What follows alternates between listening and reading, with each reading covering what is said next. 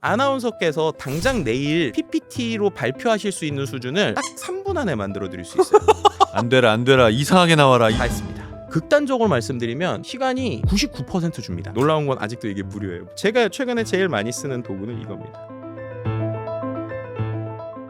안녕하세요, 한석준입니다. 이 시대 진짜 대가들의 순도 높은 지식을 전하는 지식인 초대석. 오늘은 AI 트렌드를 알려주실 김덕진 교수님 모셨습니다. 어서 오십시오. 네, 안녕하세요. 반갑습니다. 김덕진입니다. 자, 일단 AI. 우리가 일상생활도 일상생활인데 업무상에도 AI를 활용하면 굉장히 효율이 좋아진다는 얘기를 들었습니다. 교수님께서 업무에 가장 많이 활용하는 AI는 뭔가요? 최근에 또 이 AI 검색의 3대장이라고 좀 불리는 녀석이 퍼플렉시티랑 그다음에 젠스파크라는 녀석하고 또 펠로 AI라고 하는 세 가지가 있습니다. 세 가지 좀 특징이 다르긴 한데 뭐 예를 들면 젠스파크 같은 경우에는 하나의 질문을 하면 얘가 답변을 하나에서만 받아오는 게 아니라 챗GPT한테도 물어보고 클로드한테도 물어보고 별의별 걸 다 물어봐서 답변을 섞어서 주는 쪽으로 되게 잘하기도 하고요. 펠로 AI라는 녀석은 답변을 마인드맵 형태로 그려준다거나 아니면 거기서 더 나가서 PPT 형태로도 만들어준다거나 이런 식의 업무 자동화까지 좀 도와주는 녀석들이 있어요. 그래서 그런 녀석들을 일단 기본적으로 리서치에서는 활용하시면 좋겠다라는 이야기를 좀 드리고 싶고요. 왜냐하면 회사에서 하시는 일의 기본은 리서치이실 거예요. 리서치라는 게 우리가 제일 많이 썼던 게 구글이나 네이버에서 검색해서 쓰는 거였잖아요. 근데 이제 검색을 해서 쓰다 보면은 단점이 있죠. 첫 번째로는 우리가 검색을 한다고 하면 기본적으로 어떤 단어로 어떻게 해야 될지를 머릿속에 생각하고 단어를 중심으로 검색을 하잖아요. 단어를 중심으로 검색을 하다 보면은 내가 원하는 의도대로 내용이 안 나오면 단어를 계속 찾고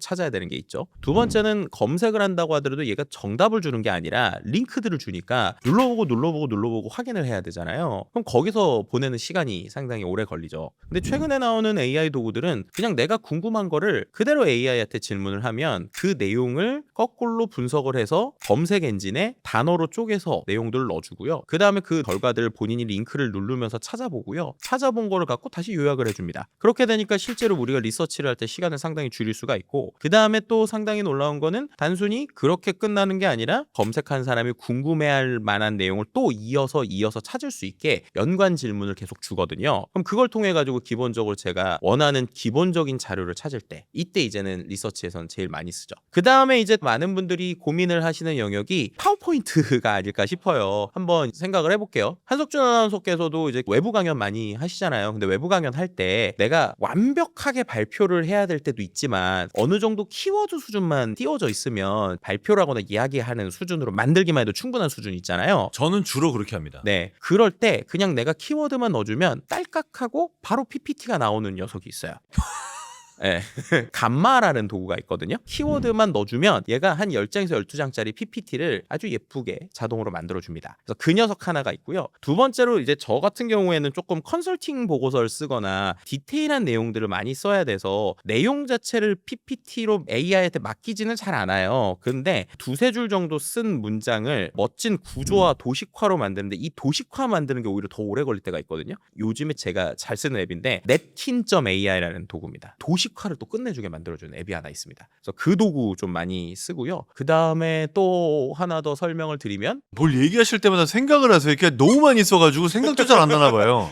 그렇다기보다 이제 케이스 바이 케이스니까 예. 이것도 많이 쓰네요. 리서치한 내용들을 정리를 해서 나만의 AI 노트를 만들 수 있는 앱이 있어요. 노트북 LM이라는 앱인데 이 노트를 띄운 다음에 거기에다가 제가 본 링크나 유튜브 내용이나 이런 걸 다 넣어주잖아요. 그 내용 안에서만 답변이 되는, 심지어 얘는 한국어는 안 되는데 영문 팟캐스트까지 만들어줍니다. 내가 만약에 부동산과 관련된 유튜브 내용이나 이런 걸 막 넣었어요. 그럼 그걸 갖고 얘가 제가 준 내용을 기반으로 두 명이서 주고받는 대화의 형태의 인 팟캐스트가 바로 나오고요. Actually dividing them up into rental units. Interesting. So partitioning them. Yeah. 거기서 심지어 제가 손들기 버튼을 누르잖아요. 그러면 누가 hey there, 손을 what's 드셨네요. 게스트분에게 질문을 받아보겠습니다. 라고 해요. 그럼 그때 제가 마이크로 뭔가 얘기를 하잖아요. 그럼 그 얘기를 듣고 실제로 그 팟캐스트가 바뀌어서 거기에 대한 대답을 합니다. 그러니까 어떤 걸 자료를 다 모았는데 그걸 눈으로 공부하기 너무 힘든 어떤 상황일 때 운전을 한다든지 그럴 때 그걸 오디오처럼 플레이를 시킬 수가 있다는 얘기네요. 그렇죠. 일단 지금 우리나라에서는 제일 많이 사람들이 업무에서 활용하고 싶은 건 파워포인트 제작일 텐데 얼마나 시간이 줄어듭니까? 예를 들면 아나운서께서 얘기하신 대로 키워드를 중심으로 발표를 한다. 극단적으로 말씀드리면 시간이 99% 줍니다. 1%의 시간만 있으면 돼요. 그거는 너무 간단한 종류의 PPT니까 그렇다 치고 교수님께서 강의 강의를 해요. 그래서 전문적인 내용도 들어가는 그런 장표를 만든다고 칩시다. 네네. 그럼 얼마나 줄어드나요? 그런 장표도 실제로 아까처럼 도식 만드는 걸로 치면 정말로 시간이 90%는 줄었어요. 그리고 전체 프로세스로 봐도 조금 더 복잡하고 디테일한 내용들도 요즘에는 클로드나 이런 것들을 써서 만드는 걸로 치면 시간이 10분의 1로 줄었다라고 말씀드리는 게 정확하겠네요.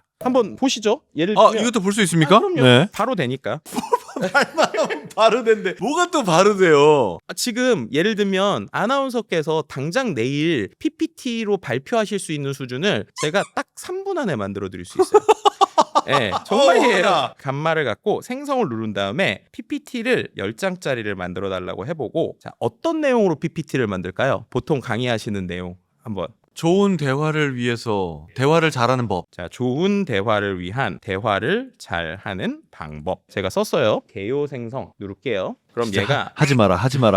안 되라. 효과적인 대화의 10가지 기술 1번 경청의 힘, 2번 열린 질문하기, 3번 공감 표현하기. 지금 일단은 이렇게 개요를 짰어요. 이렇게 하고 제가 몇 개를 날리면 되겠네요. 네, 날려도 되고 고쳐도 되는데 그냥 그대로 해볼게요. 일단 그 다음에 디자인은 디자인. 저는 어두운 거 싫어합니다. 2번. 생성 안 되라. 이상하게 나와라. 이상하게 못생기게 나와라. 다 했습니다. 딱 요런 거 줄 바뀌고 이런 게 좀 어색한 게 있군요. 이런 거는 이제 PPT 수정 도구랑 똑같아서 여기서 고쳐주시면 돼요. 만약에 이 정도 퀄리티라고 해도 이거를 만약에 아나운서께서 처음부터 끝까지 만든다고 하면 시간이 얼마나 걸릴까요? 날 새죠. 그렇죠. 근데 지금 3분 안에 급한 대로 얘기할 수 있는 수준으로 나왔잖아요. 또 다른 거 하나만 더 보여주시죠. 자, 아까 말씀드린 도식화를 되게 잘해주는 냅킨이라는 녀석을 한번 보여드릴게요. 근데 이 냅킨이라는 녀석을 우리가 말하는 PPT라는 도식화도 쓸 수 있지만 블로그 글을 쓰시거나 그런 분들이 기본적으로 글만 있으면 심심한데 글 안에다가 내가 쓴 내용의 일부를 도식화를 한다거나 맥락화를 할 수도 있겠죠. 그런 거 할 때도 얘가 꽤 괜찮습니다. 예를 들면 말을 잘하는 방법에 대해서 한 두세 줄 정도 그냥 저한테 얘기를 하나만 해줘 보실래요? 말을 잘하는 방법. 말을 할 때 내가 하려는 말의 전체적인 스토리를 한 줄로 딱 잡고 그 한 줄의 주제에서 벗어나지 않게 말을 한다. 자, 이렇게 제가 한 줄을 지금 썼어요. 첫 번째 줄에 지금 마우스를 대면 여기 반짝반짝거리면서 뭔가 이렇게 번개별치처럼 나오거든요. 이걸 이렇게 한번 눌러줘요. 그러면 제가 쓴 내용을 갖고 도식으로 어떻게 만들면 될지를 고민을 합니다. 자, 기본적으로 이 내용을 갖고 얘가 한 번 더 생각을 한 거예요. 그러면 아까 얘기하신 걸 직관적으로 표현하려면 요걸 쓰면 되겠죠. 아니면 요런 것도 좋네. 그래서 효과적인 커뮤니케이션 피라미드 이런 식으로 해가지고 아니 이것도 너무 좋은데요? 네, 지금 보여드린 방식으로 만약에 제가 PPT에서 들어갈 문장을 네다섯 줄을 썼다 이렇게 돌리면 나오는 거죠. 실은 제가 최근에 제일 많이 쓰는 도구는 이겁니다. 저 당장 써야겠네요. 네, 놀라운 건 아직도 이게 무료예요. 구독자분들이 많으셔서 이거 알려드리면 이거 해외 서비스인데 여기서 유료로 하실지 모르겠는데 냅킨 아직 무료랍니다. 빨리 써봅시다 우리. 언젠가 유료하겠죠. 저 오늘 나와서 소개해 주실 거라고 했던 것 중에 하나가 영상을 만드는 거잖아요. 요새 진짜 AI로 제작된 영상이 유튜브에 너무 많습니다. 얼마나 쉽게 만드나요? 그냥 글자 넣으면 영상이 나옵니다. 이것도 아까 제가 글자 넣으면 음악 나왔잖아요. 글자 넣으면 영상 나오고요. 두 가지 방식이 있는데 챗 GPT를 유료로 가입하신 분들은 소라라고 하는 서비스를 쓸 수 있어요. 200불짜리도 되고요. 22달러짜리도 됩니다. 그리고 이게 최근에 업데이트가 돼서 예전엔 영상만 만들어졌는데 이제 그림도 되게 잘 그리거든요. 그래서 그림을 그린 다음에 영상으로 만드는 프로세스가 더 좋기는 해요. 그러면 이렇게 봅시다. 50대 부부가 50대 남녀 부부가 주말에 햇살 가득한 대낮의 거실에서 TV로 지식인사이드를 보고 있어요. 그래서 부부는 지식이 쌓이면서 행복해요. 옆에는 아주 귀여운 진돗개가 밥을 먹고 있어요. TV로 유튜브 채널 지식인사이드라고 한번 써볼게요. 자, 이렇게 하고 일단은 제가 두 가지를 시켜보겠습니다. 이미지를 하나 그리고요. 그 다음에 이거를 갖고 영상도 한번 만들어 보라고 시켜보죠. 시간이 걸리는 동안에 요즘에 그런 거 많이 보셨잖아요. 쇼폼. 그거는 진짜 뚝딱하면 만들어주거든요. 비디오 스튜라고 하는 녀석이 있는데 뭐 예를 들면 인공지능을 잘 쓰기 위한 5가지 꿀팁 이런 식으로 제가 지금 내용을 쓰고 여기 보면 쇼폼 영상 이렇게 아예 포맷을 정할 수가 있거든요. 그리고 나서 아이디어로 시작하기 누르고 그럼 얘가 보시면 지금 스크립트를 제가 짠 거예요. 그러고 나면 템플릿을 골라주는 거예요. 예를 들면 정보성 콘텐츠를 위한 쇼폼 동영상 포맷 눌러주고 그러면 얘가 따다다다닥 하고 지금 들어가고 있죠. 전체 미리 보기로 보여드리겠습니다. 인공지능 도구는 점점 더 다양해지고 있습니다. 어떤 도구가 가장 적합한지 아는 것이 중요합니다. 이렇게 해서 올리면 되겠죠? 쇼폼을. 이런 서비스가 되게 많이 있어요. 픽토리라든지 여러 툴들이 있는데 근데 예전보다 조금씩 더 좋아지고 있고요. 이 비디오 스튜는 아예 그런 거에만 최적화되어 있는 거라 이제 말씀드리고 싶은 건 이런 AI 쇼폼 도구들이 되게 많다는 거예요. 그래서 AI 엔진이 진화하면 똑같이 같이 진화해요. 내가 똑같은 툴이라도 6개월 전에 들어갔을 때랑 지금 들어갔을 때랑 완전히 다른 애들도 되게 많아요. 나왔네요. 소라를 가지고 제가 그림을 한번 아까 그려보라고 했잖아요. 지식 인사이드를 보는 이렇게 나왔습니다. 50대 남녀 부부가 주말에 햇살 가득한 대낮에서 TV로 유튜브 지식 인사이드를 보고 있는 거죠. 이렇게 나온 이미지를 이제 한 번 더 얘한테 영상으로 만들어 달라고 그러면 이 이미지를 기반으로 움직임이 조금 있는 이런 형태의 영상이 나오는 거예요. 그러니까 아예 영상을 다이렉트로 만들 수는 있거든요. 글자르면. 근데 글자만 넣고 영상을 만드는 건 좀 어색하긴 합니다. 근데 그럼에도 불구하고 쇼폼 수준의 영상들은 상당히 잘 만들고 있어서 이제 상당히 괜찮다고 보시면 될 것 같습니다. 그럼 이런 것도 가능합니까? 예를 들어서 나 6개월 후에 미국 여행 갈 건데 그 전까지 내 영어 실력을 올리기 위한 공부 계획을 짜줘. 이런 것도 되나요? 충분히 가능하죠. 한번 이것도 음성으로 한번 해보실까요? 자, 아까 얘기하신 거를 직접 또 드릴 테니까 대화를 한번 해보세요. 6개월 후에 미국 여행을 가야 되는데 그 전에 남들이 말하는 걸 알아들을 수 있을 만큼 영어 실력을 쌓고 싶어. 내가 영어 공부할 수 있는 공부 스케줄을 한번 짜줄래? 또 어디서 공부해야 되는지도 알려주고. 미국 여행 준비를 위해 6개월간 영어 공부 스케줄을 짜볼게요. 월, 수, 금은 회화 연습, 화, 목은 듣기 위주로 할 수 있도록 구성해볼게요.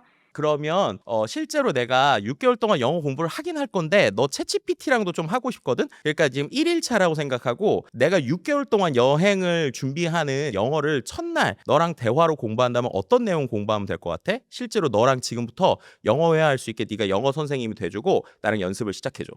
그럼 첫날은 기본적인 여행 관련 표현부터 연습해볼까요?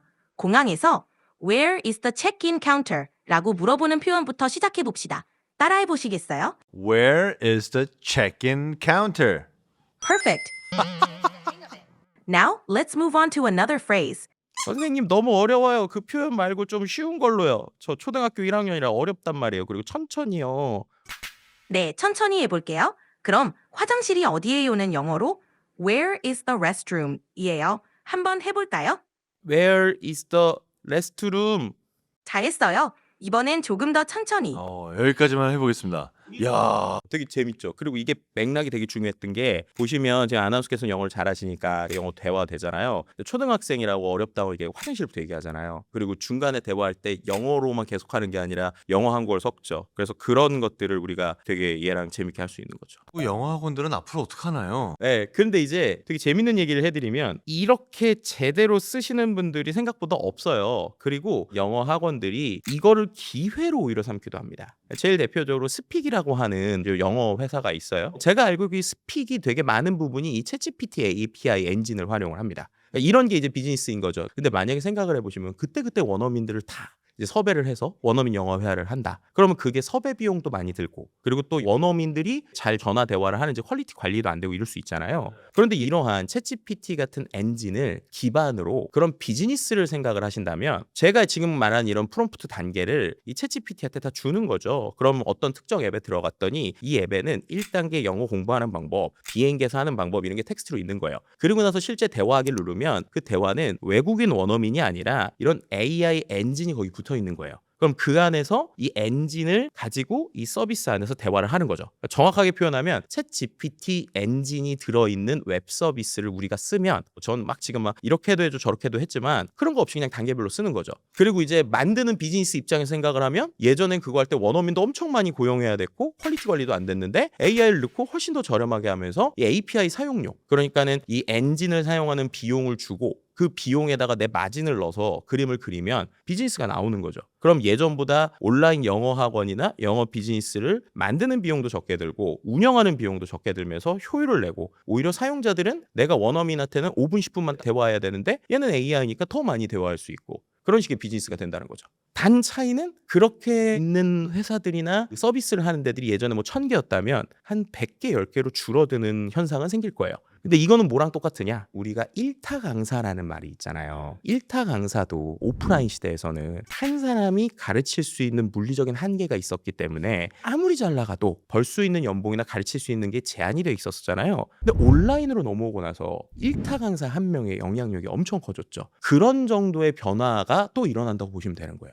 그럼 결국 그 안에서 살아남는 사람은 또 이제 거기서 커지는 거죠. 예전에 영화 I Will Be Back, 터미네이터 이후에 AI가 인간을 지배하지 않을까, 언젠가는 AI 말을 듣고 살아야 되는 시대가 올까, 이거에 대한 두려움이 엄청 큽니다. 일론 머스크는 2026년이다, 젠슨 황은 2030년이다 라고 주장했는데 어떻게 생각하세요? AI가 인간을 지배한다라고 하는 결에는 좀 두 가지를 생각을 해야 될 것 같아요. 첫 번째는 정말로 사람처럼 거대한 로봇 같은 게 사람을 때리면 이게 어떻게 보면 사람을 지배할 수도 있는 거죠. 두 번째는 뭔가 정신적으로나 소프트웨어적으로 이 녀석이 내 생각과 프로세스를 지배한다라고 하는 소프트웨어적인 걸로 좀 나눠볼 수 있을 것 같아요. 이렇게 말씀드리면 정말로 우리가 극한의 시나리오를 생각해보면 로봇이 사람에게 피해를 입히거나 로봇이 사람을 공격해서 지배하게 할 수도 있다고 봐요. 왜냐하면 이미 준비는 다 돼 있기 때문입니다. 제일 대표적으로 중국이 최근에 인간형 로봇, 휴머노이드 로봇들을 만들어내고 있는데 이 로봇의 가격이 2천만 원 전후예요. 생각보다 안 비싸네요. 그렇죠. 그리고 이런 로봇들이 지금 춤을 춘다거나 덤블링을 한다거나 실제로 사람처럼 움직임을 조금씩 하고 있거든요. 그래서 실제로 중국에서는 프로그램이 오작동이라고는 했지만 사람 근처에서 다니다가 사람을 밀칠 뻔한 적들도 있어요. 그래서 기본적으로 이 프로그램이나 환경은 정말 다 준비가 돼가고 있는 것 같아요. 근데 그럼 중요한 건 뭐냐? AI가 자동으로 사람을 괴롭히느냐? 아직은 그러진 않을 것 같은데 중요한 건 만드는 사람의 의지나 내용에 따라서 충분히 악용될 가능성은 있다는 겁니다. 그렇기 때문에 지금 전 세계에 있는 모든 국가들이 국방에서 AI를 상당히 비중 있게 보고 중국이 혼자 치고 나가는 것에 대해서 역으로 미국도 상당히 견제하고 있는 이유들이 결국 국방의 영역이라고 좀 보시면 될 것 같고요. 실제로 팔레스타인과 이스라엘의 전쟁에서는 이미 이 AI가 좀 활용이 되고 있습니다. 그래서 이거를 참 뭐라고 해야 될지 모르겠는데 극단적으로 말하면 이스라엘에서는 팔레스타인 지역에 누군가를 공격해야 된다라고 생각을 하면 공격지를 직접 가는 게 아니라 AI한테 이런 사람 네가 찾아가지고 공격해 버튼 누르면 실제로 CCTV와 데이터로 인지되고 있는 타겟들에 대해서 이 타겟이 어디 있을지를 예측을 한 다음에 거기에 그냥 미사일을 쏘고 있어요.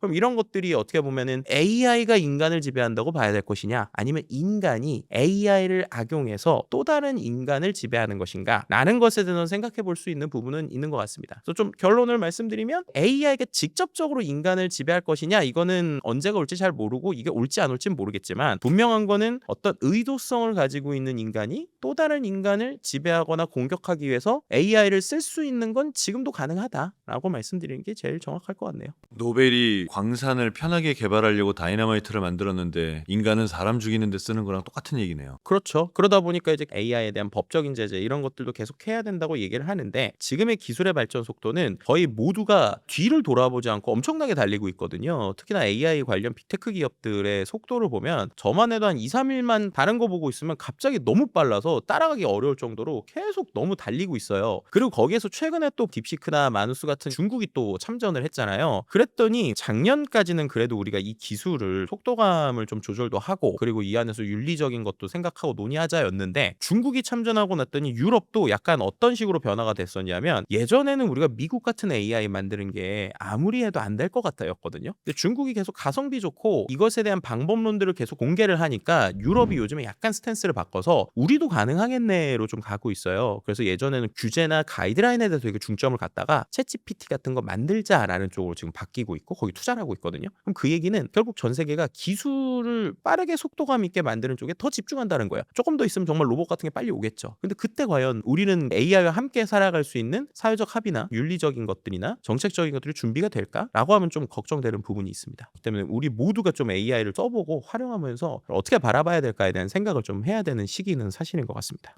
그럼 이제 오늘 AI에 관한 정말 많은 얘기를 해주셨는데 소장님에게 AI 지식이란 무엇인가요? 저한테 AI 지식은 파도인 것 같아요.